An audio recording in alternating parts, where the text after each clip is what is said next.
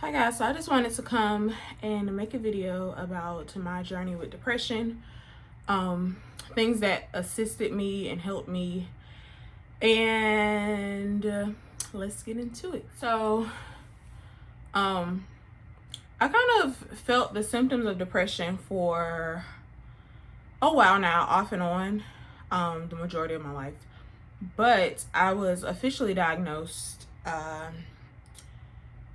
a few months ago, kind of when things really got bad.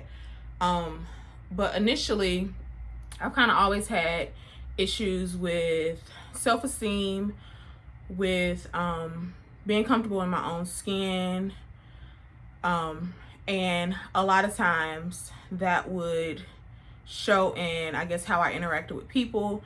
I don't like to go places by myself I didn't like to go places by myself because I always felt like people were looking at me and like they saw what I thought about myself. So a lot of things this kind of contributed to my depression, but I will say once I became a mom, I feel like it kind of increased because not only did I have to take care of myself, but I also had to take care of a child. And I always felt like I wasn't doing enough, or I wasn't deserving of such a great child, which was my son, my only child at that time. So a lot of times, like, I would overcompensate, or I would just second guess like decisions, like easy decisions, or I would just get really, really anxious, and it would just like throw me into like this emotional spiral where like I blow up and everybody's like, okay, what's wrong with her? Or I would just shut people off. I would stop communication altogether because I just didn't know how to deal with how I was feeling. And I always felt like I was less than, like I needed, during that time, I needed like reassurance. I needed to be told, okay, you're a good mom, you're doing fine, you're a good person, you're beautiful. Like, I needed to hear those things in order to feel it, instead of looking for those things in myself. Instead of finding beauty in myself, I wanted to hear somebody say that I was beautiful. Instead of knowing that I was a good mom, I needed to hear somebody say, you're doing a great job. So fast forward back to I think it was April. It was April 2019. Me, my husband, and our daughter Ryan were at home. Colin was with his dad during the time, and a bullet went through our house. And it was like the scariest, most traumatic experience, because I had never experienced anything like that before. That's not just something that you encounter every day. And because my family was at home, we didn't know where it came from. We didn't know if the people were going to keep shooting. Like, we didn't know. And that really sent me into a great deal of depression because I was no longer comfortable living in that house. And at the time, we didn't really have sufficient savings where we could just go get another house. So we had to move in with my mom. We were in a smaller space, of course, because it was me, him, and our two kids. And it was difficult. It was a very rough patch. And I started therapy during that time because I just couldn't deal with my emotions. I became mad with God because I just felt like why would God allow something like that to happen to me and my family when, I felt like we were finally kind of getting our footing. We were happy. We had our own place. We were managing our bills. And it was ours, like it was our home, and for that to happen, I just feel like it shattered everything. So I dealt with being mad at God. I was dealing with issues in my marriage due to that because it was a lot, especially for a new family. So then I started losing weight. I was also dealing with Ryan's issues as far as learning of food allergies, which initially we didn't know about. She just wasn't gaining weight. So like that was one of my stressors, my marriage, moving back with family, the commute of going back and forth to Colin's school. It was just a lot. So of course, as I always did, I shut down. I didn't want to talk to anybody. Like I said, I started losing weight. I did start therapy. And during that time, I was, of course, how you start therapy. You go like back and tell them, your experiences. And so we also noticed that when it came to schools, I would always start and stop. And it was always, some people might not see it as this, but to me, it was like a traumatic experience, or that's what my therapist described it as. So she diagnosed me with pretty much a transitional disorder. And basically, I just have a hard time bouncing back when something traumatic happens to me. So it's a delayed response where it's just like, that's all I focus on until I can get over it. And it lasts for months sometimes. Sometimes it could last a year. And that's pretty much what I was going through. And like I said, that spiraled over into a lot of things. So finally, that happened in April. Finally, around August, September-ish, things were kind of getting back on track.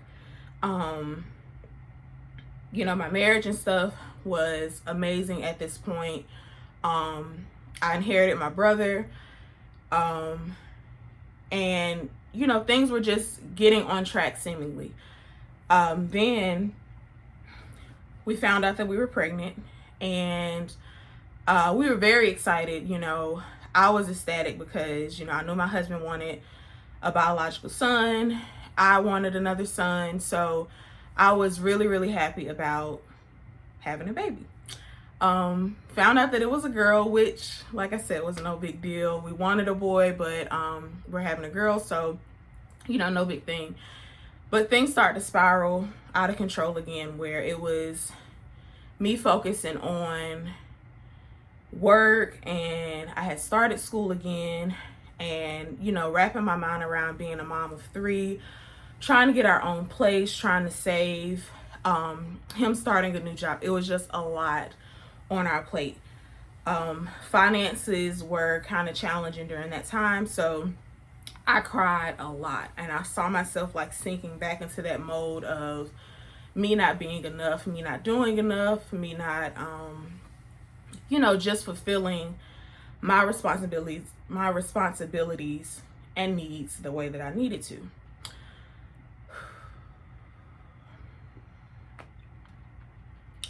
So I was just very, very, very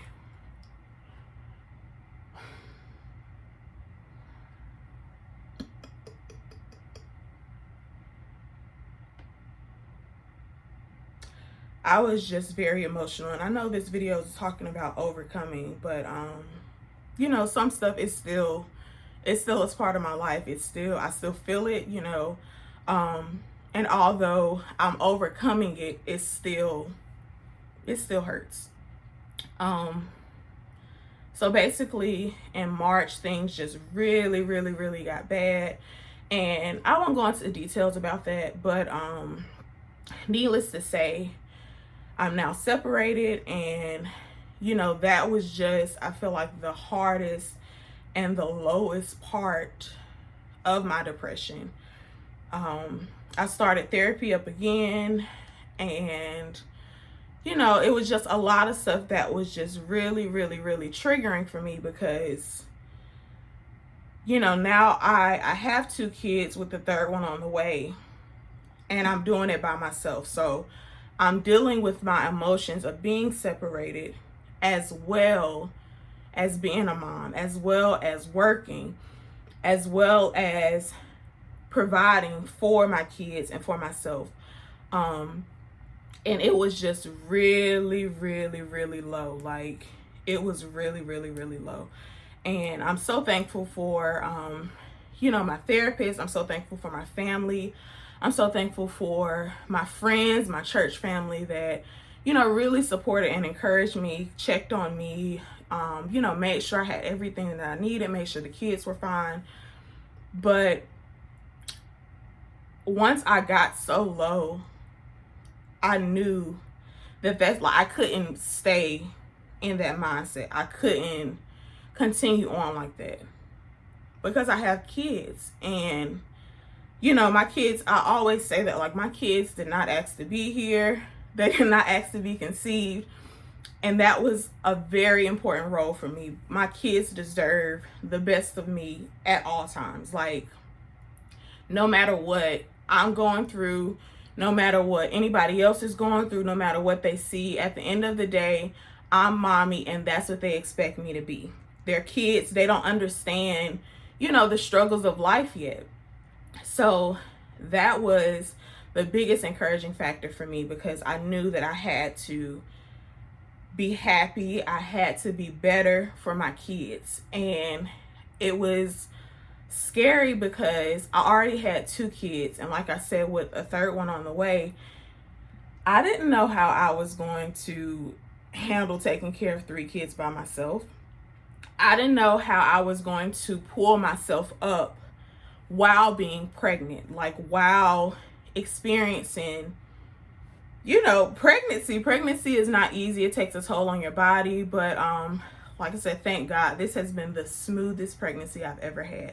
And that's only because God allowed it. Because, I haven't had any complications for the most part. I haven't had much pain or irritability. It's just been really, really smooth. And I'm so thankful for that.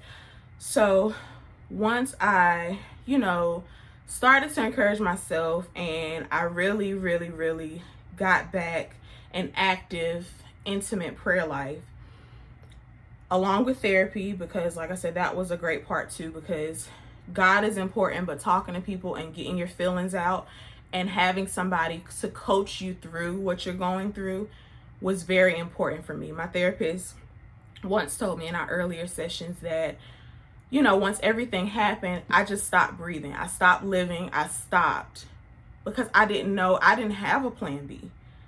I didn't have any alternative options. I didn't have any of that because I was married. I was happy, and that's what I was going with. I wasn't planning on learning how to transition from having a spouse taking care of 2 kids to taking care of 2 kids completely by myself, along with my brothers. So like I said, my family and church family were a great support during that time. Hebrews was very encouraging for me, and the story of Abraham in Genesis was very encouraging for me. And I say that because it reminds us of God's promises. And then the story of Abraham, it just showed me that even if God's promise takes a while, because God said it, it cannot change. And even showing me that, Abraham was human. He questioned God. He tried to find his own way when it came to him having a son. He did all of that, and God still kept his promise. So like that was really like a pivotal moment, reading Hebrews and reading Genesis. I can't think of the chapter at the moment, but it was really encouraging to me because it reminded me of God's promises, and how God loves me, and how I'm constantly on God's mind. Like that was what I needed during that time, because at the end of the day, if I don't have anybody, God's word doesn't change. God's word for me doesn't change. God's word for my family doesn't change. So I was just encouraged in that. Taking time to myself, learning how to say no, how to put my foot down when it comes to my emotions. And I think the most important part is feel what you're going through. I've had a lot of people, especially during the beginning stages, well, why don't you just get over it? Why don't you, they were giving me ideas of stuff to do to kind of like take my mind off of it. And I didn't need those solutions in that time. I needed to feel what I was going through so that I could get past it. Me trying to rush my progress, me trying to rush my depression, me trying to rush all of that, it was not beneficial to me. I had to sit in it for a while. I had to feel it. I had to literally cry and scream out to God in prayer. I had to have people call me and pray with me, because it was a terrible feeling. It felt like my world had shattered. So, like I said, I don't think that, you should rush your process. I don't feel like you should rush your feelings. I don't feel like you should try to put on a happy face, for people. Unfortunately, my kids had to see me cry, but I had to get through that part of my journey to get to where I am now. So now I stay in the Word. I have a reminder on my phone to give God time where he can pour into me, where I can learn more about his word. And I found a new version of the Bible to read, which helps my understanding of the Bible. So it helps me be able to connect a little bit better because I can understand what I'm reading. And that was very important for me, and to connect everything back to what I'm experiencing and why it was so pivotal for me to read those chapters that I already mentioned. What else did I do?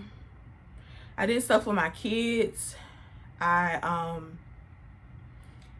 talked through what I was going through. That's another thing I feel as a community we are afraid to do. We're afraid to talk about what we're feeling. We feel like we have to hide it. We feel like it has to be private. And I'm not saying that you have to share with the world everything that you're going through and everything that you're experiencing, but I am saying that we have people on earth with us for a reason. God didn't put us here by ourselves to figure stuff out alone.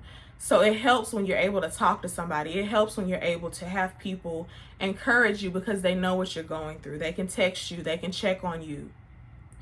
They can, they can do a lot. They can benefit you in your low moments because they know. Versus you being in the house, nobody knows what you've gone through. Nobody knows that you're having a low time. And it lasts even longer because you don't have that reminder. You don't have those texts coming in just to keep you motivated, to keep you encouraged. So that's a big part. So God was definitely a great part. Therapy was a great part. She encouraged me to come up with my own plan B. She encouraged me to breathe again, as she said, and just come up with an alternative. If things are not able to work out, come up with something to keep you going, because at the end of the day, life is still moving on. My kids are still eating. My kids still need clothes. My kids still need their mom. Period. Like, I have to keep living. So God, therapy, reading my word, having close people to give me godly counsel, to give me encouragement, having family to support you. And also, I had to learn to put my pride aside. I'm really big on taking care of my kids. I'm really big on not letting them go with other people. That's just the type of mom that I am. And one is because it's just hard to trust people with your kids. And two, because like I said before, I made those kids. I don't like putting my responsibility on other people. My kids are my responsibility. They belong to me. I made them. And I just don't like handing them off. But I had to learn that was a prideful way of thinking, because again, people are here to help you. If somebody is willing to let you breathe a little bit and you trust them, allow them to. It's okay for you to have a breather. It's okay for you to let your hair down and just enjoy some me time. And I had to learn that it's still hard. It's still not something that it's not a go-to for me, I'll say. But I have to learn that. And even once this baby comes, I also have to learn, that it's a big transition being a mom again. And I know it's gonna be different being a mom of 3, but I'm accepting the challenge. I'm excited. I'm looking forward to having this new baby. I'm looking forward to seeing how life will progress and will benefit me. I'm looking forward to see where I am and where my family is in the next 5 years. So I'll move from a place of fear, of loss, of hurt, of despair, to a place of hopefulness. It wasn't easy. It took a lot out of me. It took a lot of crying all night. It took a lot of praying all night. It took a lot of calling people and just having them to talk with me and to pray with me. It took a lot. But I'm grateful that I kept with the process, where I didn't allow myself to stay in my pity for too long. I had to pull myself up. People around me, they didn't allow me to have a pity party. What are you going to do now? That was most people's question to me. So once I got past feeling it, I have to come up with something else. I have to come up with an alternative. And I've done that. And like I said, I'm acting on it. I'm moving forward. I'm progressing, and it feels great. It feels amazing. I can laugh with my kids. I can take my kids out and we can have a great time. I can stay in the house with my kids and have a great time. Is it hard? Absolutely. Absolutely. It is very hard, like I said, making that transition, but it's very possible. And I just wanted to encourage you all that are watching this, that might be experiencing it, that might know somebody that's experiencing depression.